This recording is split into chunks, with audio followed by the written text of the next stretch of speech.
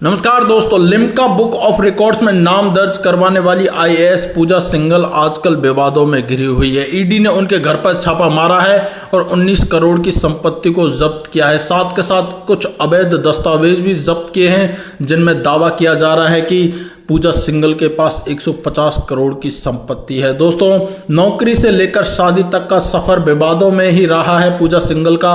आज के इस वीडियो में मैं आप लोगों को बताऊंगा पूजा सिंघल की बायोग्राफी, साथ के साथ उनके सारे विवादों के बारे में कि किस तरीके से उनके ऊपर भ्रष्टाचार के आरोप भी लगते आए हैं। पूरी डिटेल बताने वाला हूं।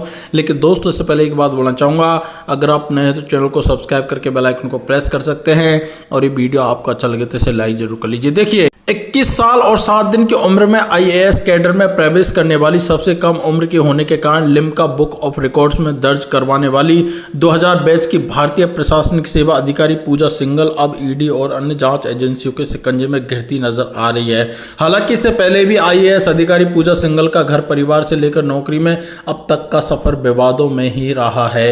नौकरी में रहने के दौरान जहां जहां उनकी पोस्टिंग रही है, उन पर भ्रष्टाचार और अनियमितता के गंभीर आरोप लगे हैं, जबकि इस प्रारंभिक दौर में पारिवारिक जीवन भी उनका अच्छा नहीं रहा है। देश के सबसे प्रतिष्ठित प्रतियोगिता परीक्षा में सफलता हासिल करने के बाद आईएएस पूजा सिंघल की पहली शादी आईएएस अधिकारी रहे राहुल पुरवार से हुई, लेकिन प्रारंभिक वर्षों के दौरान कुछ निजी कारणों को लेकर दोनों में विवाद चालू हो गया, फिर तलाक हो गया। पूजा सिंघल ने तलाक लेने के बाद अभिषेक झा से शादी की। शादी के बाद पूजा सिंघल के पारिवारिक जीवन में थोड़ी तो शांति आई, लेकिन इसी बीच अति महत्वाकांक्षा और पति और ससुराल वालों के व्यवसायिक हितों को फायदा पहुंचाने का आरोप उन पर काफी दिनों तक लगता रहा है। झारखंड की खान सचिव पूजा सिंघल पर चल रही छापेमारी के दौरान ईडी ने पहले दिन 19.31 करोड़ रुपए की नकदी के साथ साथ कई महत्वपूर्ण दस्तावेज, बेनामी संपत्ति के कागजात को जब्त करने में सफलता पाई है। सूत्रों से मिली जानकारी के अनुसार पूजा सिंघल के पास करीब 150 करोड़ रुपए की बेहिसाब संपत्ति से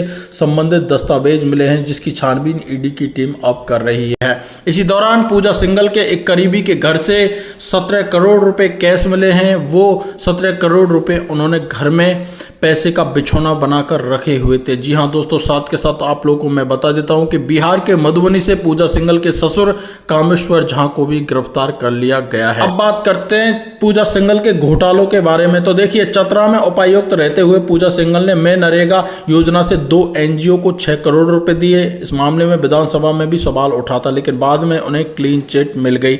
जबकि खूंटी जिले में उपायुक्त रहने के दौरान मैं नरेगा में 16 करोड़ रुपए के घोटाले का नाम आया, जिसकी जांच अभी ईडी कर ही रही है। इससे पहले पलामू में उपायुक्त रहने के दौरान पूजा सिंघल पर उषा मार्टिन ग्रुप को कठौतिया कोल ब्लॉक आवंटन नियमों की अनदेखी का आरोप भी लगाया है। आपको बता देता हूं कि चतरा में उपायुक्त कार्यालय के दौरान एक दिन अचानक यह खबर निकलकर सामने आई थी कि नक्सलियों ने जहरीली सुई से पूजा सिंघल पर हमला कर दिया है, और जबकि उन्हें आनन फानन इरबा स्थित अपोलो अस्पताल में भर्ती कराया गया, जहां उनकी जान बच गई थी।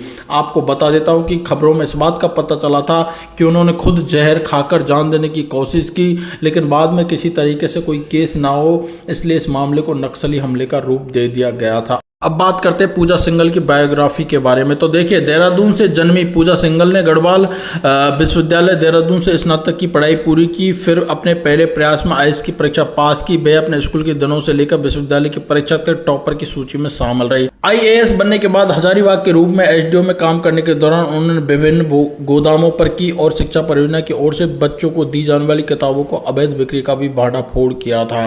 पूजा सिंघल से ही शारीरिक रूप से अक्षम लोगों का डेटा एकत्रित करने के लिए झारखंड में पहली बार विकलांग सर्वेक्षण भी किया था। तो दोस्तों, फाइनली हम यही कहेंगे कि कलेक्टर के घर से 150 करोड़ की संपत्ति मिलना देश के लिए ठीक नहीं है। अगर हमारे देश के बड़े बड़े प्रशासनिक अधिकारी इस तरीके से अवैध काम करेंगे, इलीगल काम करेंगे, विवादों में घिरते रहेंगे, तो लोगों का इतनी बड़ी नौकरी से भरोसा उठ सकता है, क्योंकि हमारे देश को सिर्फ और सिर्फ आईएएस आईपीएस अफसर ही अच्छी तरीके से चला सकते हैं। तो अगर ये इस आरोपों में भ्रष्ट पाई जाती है तो इनके खिलाफ कड़ी से कड़ी कार्रवाई होनी चाहिए। आप लोगों का क्या कहना है पूजा सिंघल को लेकर? कमेंट सेक्शन में कमेंट करके बता दीजिए। आप लोग अपना ख्याल रखना।